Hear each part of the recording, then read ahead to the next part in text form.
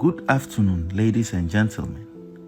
Today, I stand before you not just as a journalist, but as a witness to history, a child of Ghana's turbulent past, and a soldier in the fight for truth. Yesterday, in the Essex County Superior Court of New Jersey, an 8-member jury delivered a unanimous verdict holding Kennedy Ejapong, former Ghanaian MP, liable for defamation and awarding damages of $18 million. The ruling is more than a legal victory. It is a profound affirmation that truth matters, that justice is not a privilege of the powerful, and that the arc of history does indeed bend towards righteousness. My story begins long before this moment. I was born at the 37 Military Barracks in Accra, the son of the soldier who served in an era where power belonged to those who wielded the gun. I grew up watching my nation transition from military rule to democracy, witnessing firsthand the struggle of ordinary Ghanaians yearning for justice, transparency, and accountability. When Ghana finally embraced democracy, I knew that safeguarding it required more than just laws.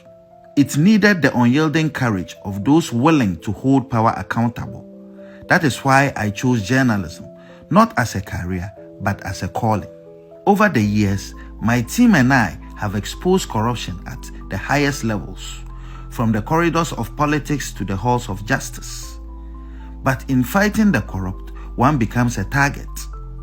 Mr. Ejapong, in a desperate bid to silence me, labeled me a land grabber, an extortionist, a murderer, a tax evader, and a blackmailer who ought to be hanged. These were not just lies. They were calculated attempts to destroy my credibility and put my life in danger. While Ghana's legal system failed to deliver justice in 2018, the U.S. court upheld truth. This case was not easy.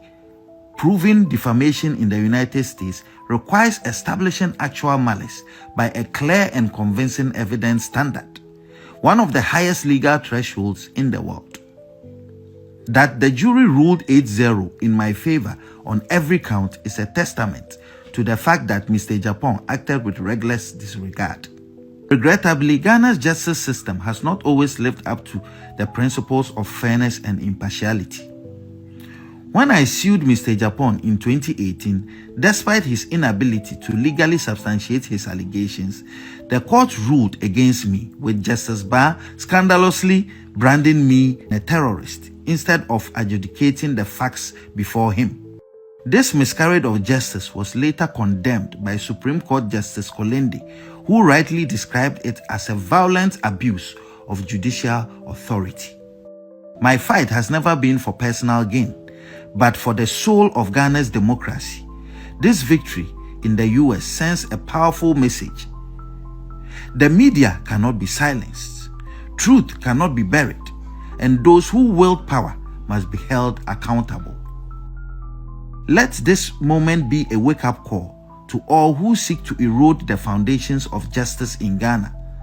Let it remind us that democracy is not just about elections, but institutions that uphold the truth, courts that deliver justice without fear or favor, and citizens who refuse to accept corruption as the norm. To my legal team, Andrew Dehere Esquire, Atawomega Esquire, Evans Salasi Adeka Esquire, and Odei Crow Esquire, I am forever grateful for your dedication to justice. And to my supporters in Ghana and around the world, your unwavering belief in the fight strengthens my resolve. The battle against corruption continues. We will name shame and jail. Ghana deserves better, and I will never stop fighting for a future where justice is not a privilege of the powerful, but the right of every citizen. Thank you.